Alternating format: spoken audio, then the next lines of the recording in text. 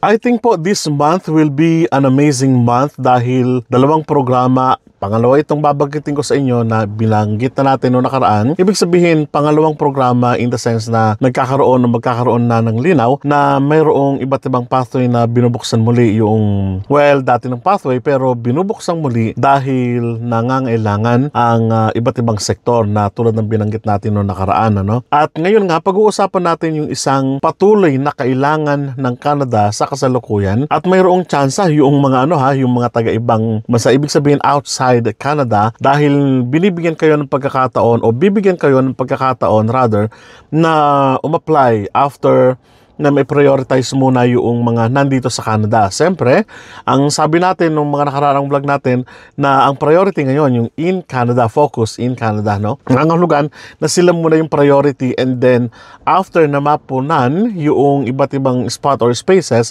sa ganitong mga sektor, doon nalalabas yung tinatawag nating outside Canada, So pag-usapan po natin yung bagay na yan ngayon. So home care worker can now get more information on the forthcoming pathways to Canadian permanent residence. Good news po ito, Immigration, Refugees and Citizenship Canada or IRCC has posted more details on the forthcoming home care worker immigration pilots or HCWP, including reduced language, work experience, and education eligibility criteria for candidates. The home care worker immigration pilots are two forthcoming labor market impact assessment or LMIA exemption or exempt immigration pathways for foreign home care workers. Of course, to find employment and receive permanent residence or residency upon arrival to Canada. They are set to be launched on March 31st, 2025. Bukod doon sa binanggit natin noong nakaraan, na sabi natin study permit not required at work permit not required doon sa construction. Ito naman, ang sinasabi dito, LMIA exempted. So, ibig sabihin, kapag kailangan ng tinatawag nating need ng mga home care provider, kailangan po talaga sila, no need yung tinatawag nating, or apply sila syempre ng LMIA, pero on the part naman po yan ng employer, sila mag-apply, and then hindi nyo kailangang mag-secure ng LMIA. Yun po ang ibig sabihin yan, because it's on the employer side, kung sino po yung firm or institution or personal or individual na tatanggap sa inyo ng trabaho, ang kainahaman yan. At ang sabi doon, binanggit ko na rin noong nakaraan, na pagdating po ninyo dito sa Canada, permanent resident na po kayo. So, ibig sabihin, upon arrival, basta wala pong makikita na mali doon sa papers niyo, sa documents niyo, hopefully, let's pray for that, na darating kayo ng permanent resident na, at hindi nyo naiisipin na mauwi ba ako pagkatapos ng kontrata, and so on and so forth. Alright, what are the streams for new home care worker immigration pilots? So foreign nationals can apply to new home care worker immigration pilot or HCWP under one of two streams. So number one, the workers in Canada stream, and the applicants not working in Canada stream. So ano po yung programa na yon under sa tinatawag nating HCWP na nangangahulugan ngayon na dalawa yung pwedeng responsible na tao dito. Una, yung mga nandito na, sabi nga natin, in focus in Canada, yung mga nandito na wala ng status at mga qualified for this position, sila po muna yung tatanggapin. And then, followed by yung outside Canada. So, ibig sabihin, may chance yung mga kababayan natin na outside Canada, you can apply for it. So, maglalunch ito ng 31st ng ngayong March 2025. That is exciting. At ito yung general na general na mga requirements, pero mas darami pa yung mga requirements as we go through, at abangan po natin yan, yung mga specific requirements with regards to this program. So upon opening at the end of March, only the workers in Canada stream will accept new applicants.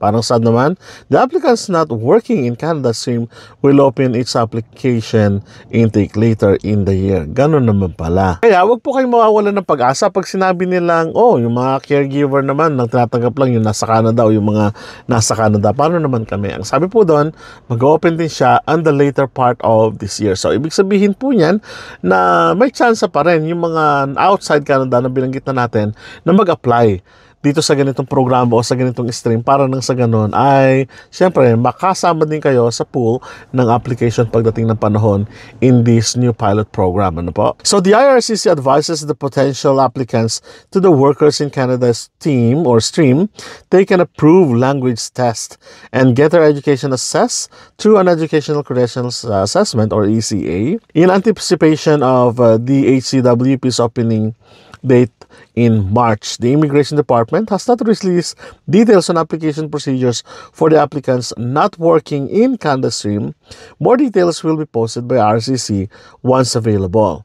The IRCC also warns that guidance on how to prepare to apply may change at any time and advises those interested to check their web page regularly for any updates. So yun po sinasabi natin kanina, no, na hintayin natin yung specific na rules and specific na requirements para kayo ay makapag-apply. I'm sure bibigyan tayo ng link ng Government of Canada kung paano mag-apply, saan mag-apply, at ano yung mga documents na kailangan natin. Hintayin lang po natin ng Government of Canada at I'm sure na ililink nila tayo doon sa mga pangailangan natin. And then ang sabi po dito, at the end or later part ng taong ito, doon po papasok yung tinatawag nating application for outside Canada naman. So, syempre, nasa programa pa rin ng Government of Canada na uunahin, syempre, yung mga nandito na sa Canada muna. Kaya nga tinawag pong in focus siya. So, who is eligible for the HCWP? So, the IRCC announced the following eligibility criteria for the HCWP.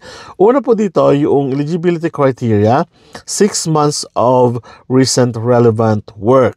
So, kung makita po niyo po dyan, 6 months of recent, 6 na buwan of recent, relevant, ibig sabihin, doon sa talagang trabahong hinahanap nyo at sa trabahong pinapasukan nyo, which is caregiving nga po, no? Work experience, so a credential or of at least 6 months of related home care training. So, kung halimbawa, titignan nyo yung eligibility nyo, kung 6 months na relevant work, pwede. Kung halimbawa naman, work experience, ang tinitingnan po nila dito, 6 months related home care training. So, ibig sabihin, it's either sa education or sa work experience po ang hinahanap nila, no? Sa language proficiency naman po, sabi dito ay CLB4 or higher in English or French. So, another one is job offer. So, sabi po dito, must have a job offer from either a private household or an organization that directly hires a fully home care workers to provide short-term or occasional home care. So, dito po sa job offer, ang sabi po dyan, private household o kaya naman organization. So, ibig sabihin naman po dito na pwede kayo mag-apply sa isang institutions or organization o kaya naman sa private individual o private sector. So, nangangahulugan lang po nito na ganoon pa rin. May pagpipilian pa rin po kayo. Pero remember, this is an old criteria, no? So, may magbabago pa dito, no? Sa education naman po, at least secondary high school. Alam niyo na po yan, ano? At least may education kayo. So, okay, in addition to above, home care workers must also have an intent to reside in a Canadian province other than Quebec to be eligible for these new streams. So, next one, candidate who qualify based on work experience may have gained this work experience either in Canada or abroad. So, yung education nyo, pwedeng outside Canada, inside Canada, or abroad. So, okay lang po yan as long as you can provide them a certificate na kayo nga ay nandoon sa ganung experience and of course yung education ninyo, ano po. So paano naman po yung job offer conditions, ano? So foreign nationals applying to the HCWP may hold a job offer from any of the following organizations, ano? Ito na po yung a-applyan ninyo. Number 1 is home health care service providers. So home care support service providers, ano? Home health care, home care support, no? And another one is direct care agencies. And of course, yung personal care services in the residential settings, ano? So, ibig sabihin, private po ito, private individual. And of course, we have the pediatric home care service providers. So, pediatric, so mga baby, no? So, job offers from recruitment and placement agencies are not eligible So napakainam na, no, na kahit na ang mga recruitment agencies o kaya naman yung sa placement agencies hindi kailangan ng job offer from them. So ibig sabihin na kailangan talaga yung private sector, home care provider, something like that, and of course yung home health, and of course yung personal care services of personal.